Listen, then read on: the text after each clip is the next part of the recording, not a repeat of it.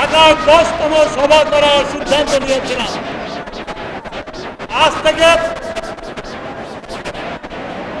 4 মাস আগে ঢাকায় 10 তারিখে আমাদের এই জনসভা হবে। আমরা দেখেছি এই জনসভা ডাকার পর থেকে সরকারি দল পাগল হয়ে উঠেছিল।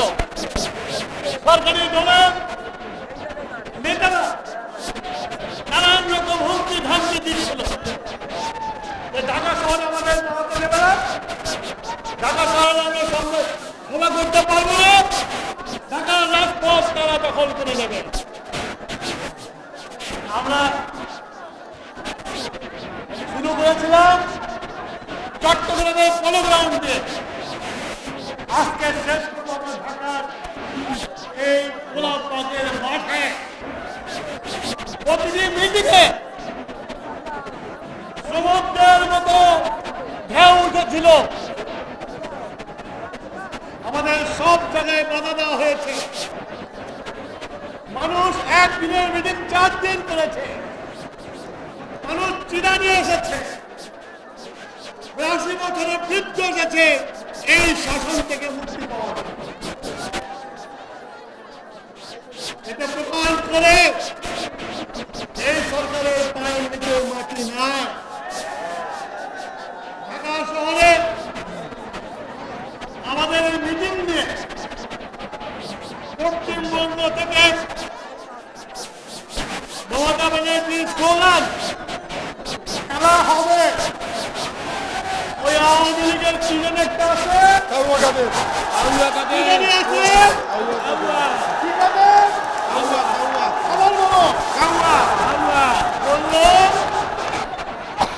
খেলা দেখলো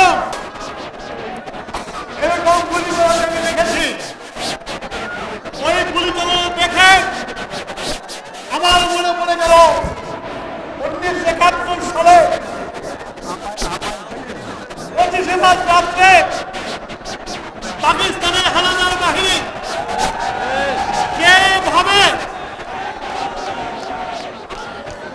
যেভাবে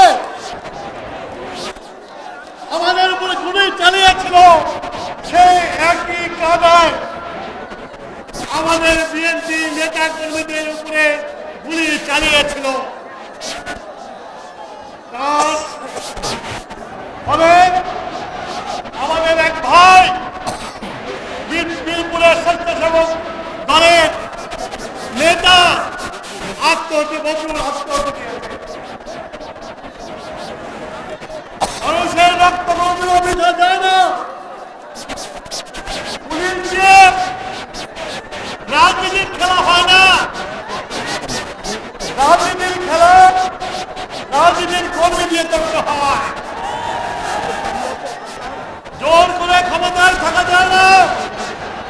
জোর করে আয়ুব খান থেকে নয়, এই এখান থেকে নয়, জোর দেখতে হয়।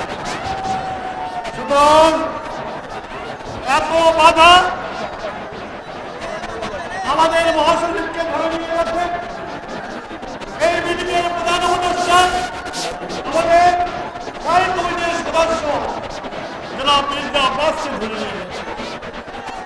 আমাদের এই দক্ষিণের আহ্বান এই মুক্তিযোদ্ধা সভাপতি ধরে নিয়ে গেছে। আমাদের যুব দলের নেতাকে ধরে নিয়ে গেছে। আমাদের স্বেচ্ছাসেবক দলের বাপার তুলে নিয়ে গেছে। আমাদের ছাত্র দলের নেতাকে ধরে নিয়ে গেছে। তারপরেও মির্জাবাগকে ধরে নিয়ে গেছে। তারপরেও কিন্তু এই সভা বন্ধ করতে পারে না। আপনারা সব করেছিলেন যাতে আমাদের সভায় লোক না হয়। মানুষ ফেলে গেছে।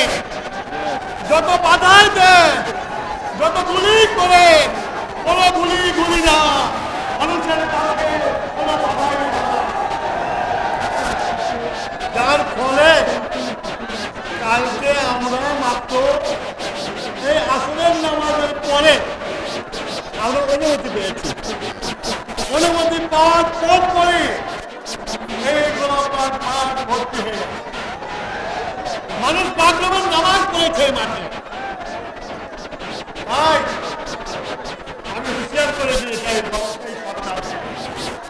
আমরা তো এই 10টা মিটিং করেছি, মাত্র ওয়ার্ম আপ করেছি।